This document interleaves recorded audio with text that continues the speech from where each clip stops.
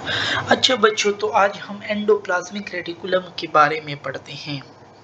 सबसे पहले हम कहते हैं कि जो एंडोप्लाज्मिक रेटिकुलम है ना, वो हमारे पास सिंगल मेम्ब्रेनस ऑर्गेनेली है। एंडोप्लाज्मिक रेटिकुलम हमारे पास सिंगल मेम्ब्रेनस ऑर्गेनेली है। ओके, उसके बाद हम आते हैं कि एंडोप्लाज्मिक रेटिकुलम जो है ना, वो हमारे पास क्या करता है, ट्रांसपोर्ट ऑफ मटेरियल में हमारे साथ हेल्प करता है। सही, एंडोप्लाज्मिक रेटिकुलम हमारे पास ट्रांसपोर्ट ऑफ मटेरियल में भी हेल्प करता है। एंडोप्लाज्मिक रेटिकुलम हमारे पास सेल को शेप देता है, give shape to the cell.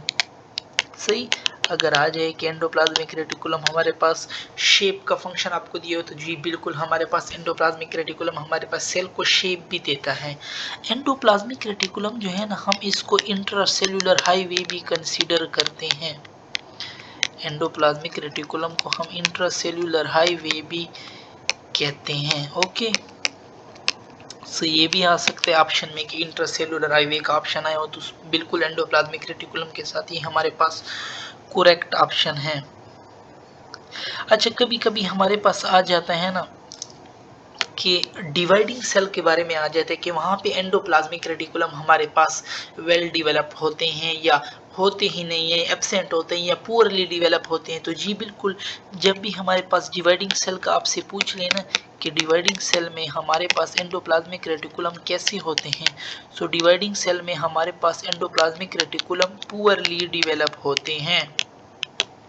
सही, एंडोप्लाज्मिक रेटिकुलम हमारे पास पुअरली डेवलप होते हैं, या हम कह सकते हैं कि not well developed endoplasmic reticulum in dividing cell. अच्छा, अब हम पढ़ते हैं थोड़ा इनके कंपोनेंट्स के बारे में।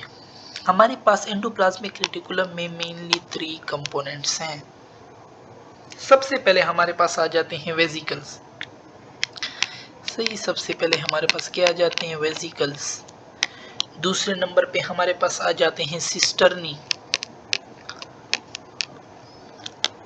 तीसरे नंबर पे हमारे पास आ जाते हैं tubules. Okay, so these are the 3 main component of endoplasmic reticulum. कभी कभी हमारे पास आ भी जाता है कि वो कौन सा है जिसका जो है मेम्ब्रेन न्यूक्लियस के साथ हमारे पास कंटिन्यू है, so that is also a endoplasmic reticulum membrane, जो कि हमारे पास न्यूक्लियस के साथ कंटिन्यूस होता है। सही, अच्छा, अब हमारे पास एंडोप्लाज्मिक रेटिकुलम के 2 किस्म हैं। एक हमारे पास रफ एंडोप्लाज्मिक रेटिकुलम है, एक हमारे पास स्मूथ एंडोप्लाज्मिक रेटिकुलम है। अच्छा, रफ एंडोप्लाज्मिक रेटिकुलम को हम ग्रेन्युलर भी कहते हैं।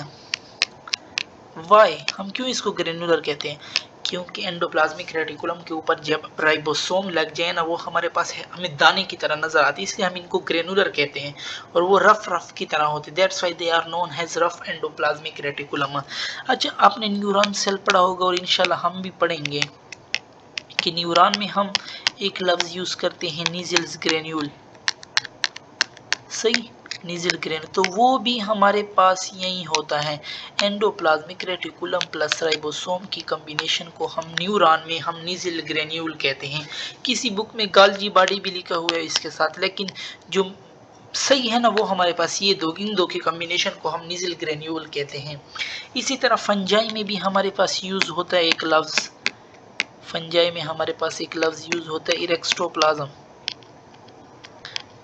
इरेक्स्टोप्लाज्म, सही, तो वो भी हमारे पास एंडोप्लाज्मिक रेटिकुलम, यानी यही चीज होती है रफ एंडोप्लाज्मिक रेटिकुलम, लेकिन न्यूरॉन में हम इसको नीजल ग्रेन्यूल कहते हैं, फंजाई में हम फिर इसको इरेक्स्टोप्लाज्म कहते हैं। अच्छा, रफ एंडोप्लाज्मिक रेटिकुलम का हमारे पास फंक्शन क्या है, इनका फंक्शन है हमारे पास प्रोटीन की सिंथेसाइज करना। Main function of the rough endoplasmic reticulum is the synthesis of protein. बहुत ज़्यादा एमसीक्यूज ये रिपीट भी हुआ है कि प्रोटीन की सिंथेसिस हमारे पास कौन करता है, प्रोटीन की सिंथेसिस हमारे पास रफ एंडोप्लाज्मिक रेटिकुलम करते हैं। सही, अच्छा, अब हमारे पास इसको मैं थोड़ा पतला करूँ। अच्छा, अब हम आप पढ़ते हैं स्मूथ एंडोप्लाज्मिक रेटिकुलम के बारे में। सही, स्मूथ एंडोप्लाज्मिक रेटिकुलम के बारे में। स्मूथ, अब हमने पढ़ा कि रफ को हम क्या कह रहे थे, ग्रेन्युलर, और स्मूथ को फिर हम क्या कहेंगे, स्मूथ तो उसका अपोजिट है, तो स्मूथ को हम कहते हैं ए ग्रेन्युलर। स्मूथ को हम क्या कहते हैं, ए ग्रेन्यूल। इन पे कोई राइबोसोम हमारे पास अटैच नहीं होते, no ribosome attach on their surface. Okay, no ribosome are attach on their surface. अच्छा, स्मूथ एंडोप्लाज्मिक रेटिकुलम जो होते हैं ना, ये हमारे पास मसल में प्रेजेंट होते हैं। सही, मसल में हमारे पास ये प्रेजेंट होता है। अब आ जाइए कि कौन कौन से मसल में, जैसे हमारे पास स्केलेटल मसल हो गया, जैसे हमारे पास कार्डियक मसल में भी ये हमारे पास प्रेजेंट होते हैं। सही, अगर आ जाए कि कौन से मसल में प्रेजेंट होते हैं, तो मेनली हमारे पास ये स्केलेटल मसल में होते हैं और हमारे पास कार्डियक मसल में भी ये प्रेजेंट होते हैं। अच्छा, सर्कोप्लाज्मिक, जब स्केलेटल मसल में प्रेजेंट होना तो स्मूथ एंडोप्लाज्मिक रेटिकुलम को हम सर्कोप्लाज्मिक रेटिकुलम भी कहते हैं। सही, जब हमारे पास ये स्केलेटल मसल में प्रेजेंट होंगे तो हम इनको सर्कोप्लाज्मिक रेटिकुलम भी कहते हैं। अच्छा, अब हम आ जाते हैं स्मूथ एंडोप्लाज्मिक रेटिकुलम के फंक्शन की तरफ।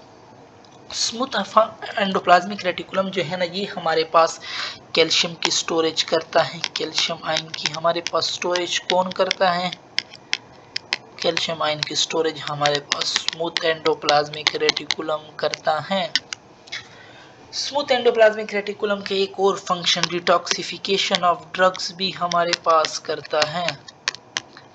डिटॉक्सिफिकेशन ऑफ ड्रग भी हमारे पास स्मूथ एंडोप्लाज्मिक रेटिकुलम करते हैं।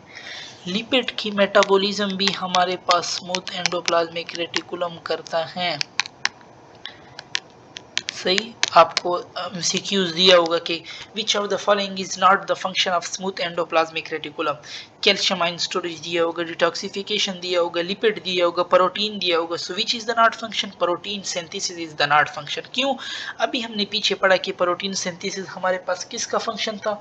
वो हमारे पास रफ एंडोप्लाज्मिक रेटिकुलम का फंक्शन था। अच्छा, इसका हमारे पास ये हमारे पास कार्बोहाइड्रेट की मेटाबॉलिज्म भी करता है।